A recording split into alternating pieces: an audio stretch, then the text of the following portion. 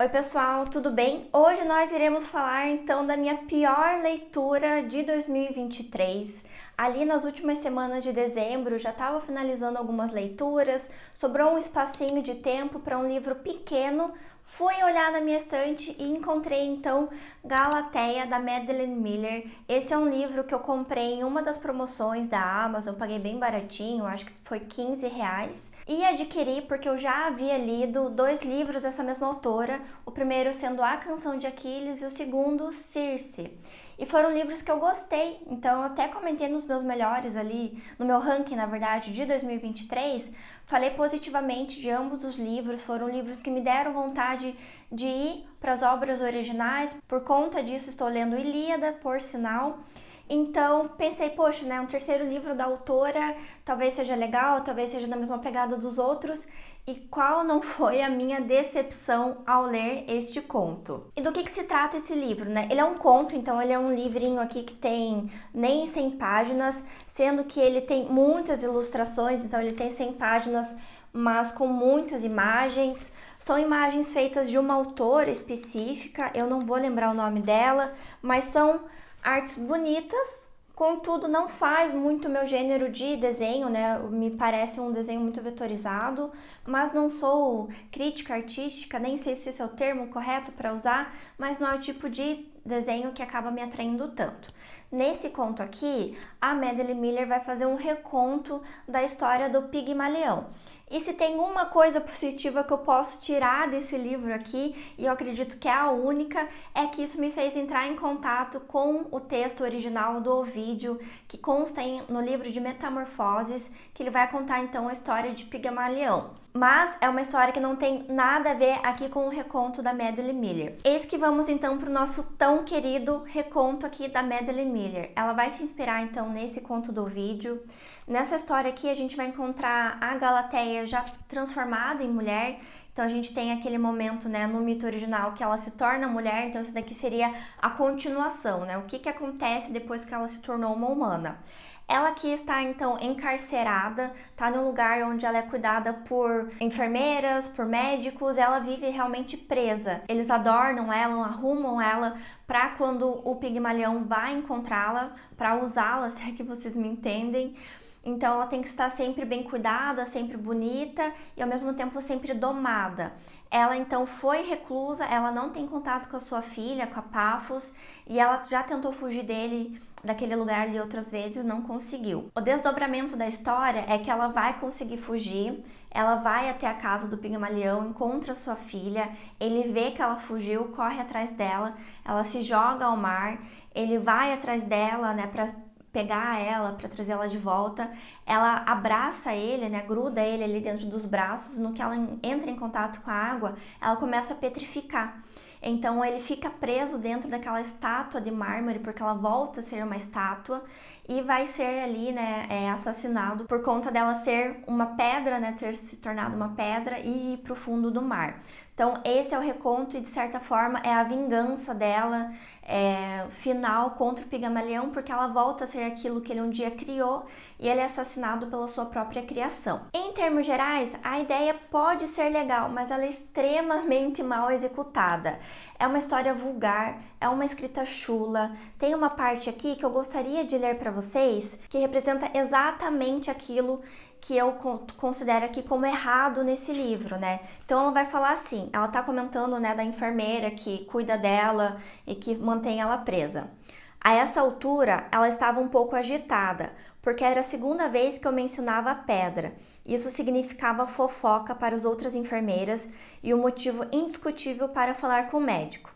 Eles estavam trepando, por isso ela estava tão ansiosa. Às vezes eu conseguia escutar os dois através da parede. Não digo isso de um jeito sórdido, como um recalque por ela ter uma boa foda.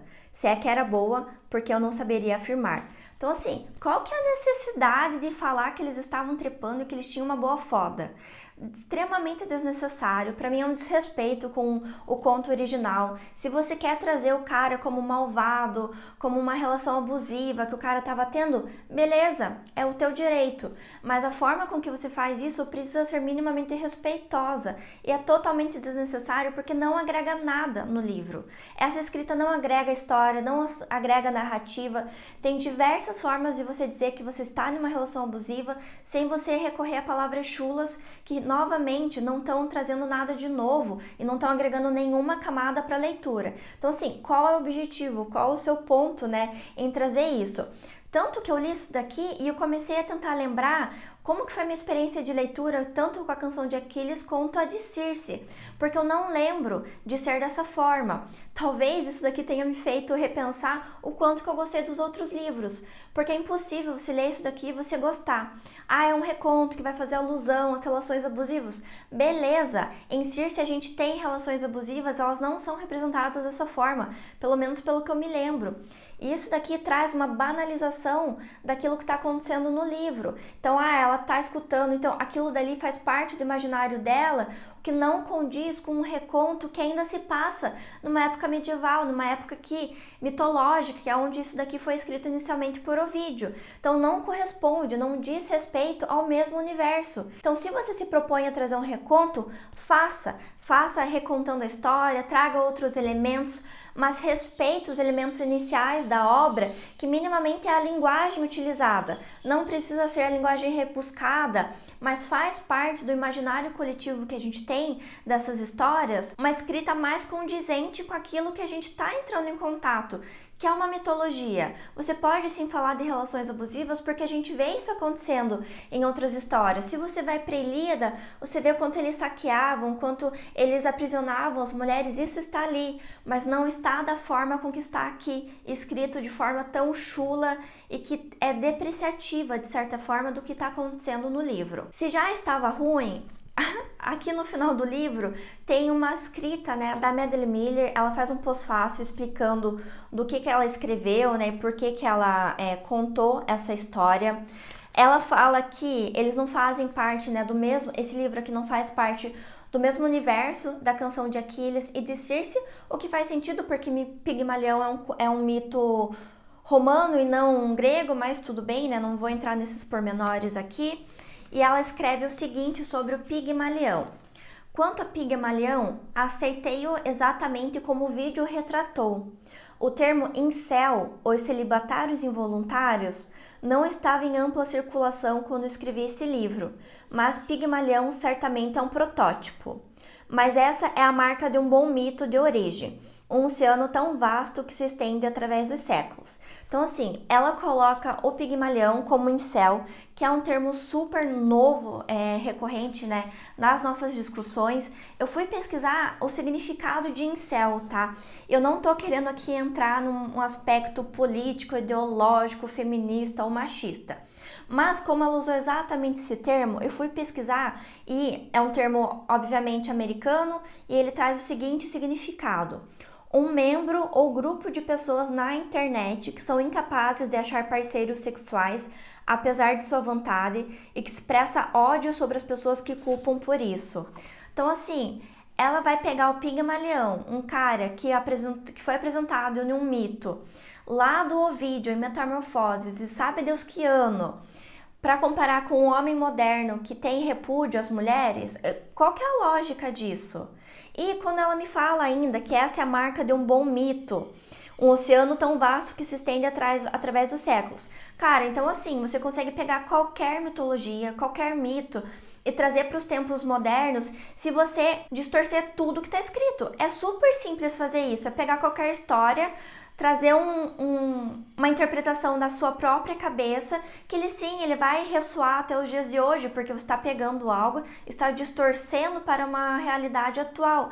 E novamente, qual o propósito disso? O que isso diz de respeito, né? O quanto isso é respeitoso e que eleva aquilo que foi escrito há tanto tempo. O que ele traz de aprendizado para as novas pessoas que estão entrando em contato com esse mito? Além de que Pigmalião era um escroto, que era um homem babaca, que tinha uma relação abusiva.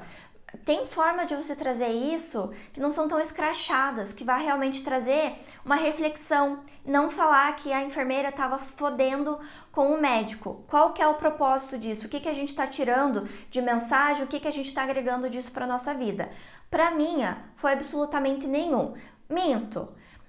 Me deixou em contato com o mito original do Pigmalião, mas que eu fui ter em contato com isso por tanta raiva que eu senti dessa história, de tão mal escrita, de tão rasa que ela foi. Se você quer trazer uma história que vai falar de uma relação abusiva, seja profundo, traga as nuances que isso acontece, seja respeitoso. Depois reclamam de tantos outros livros que não tratam de forma respeitosa as relações abusivas.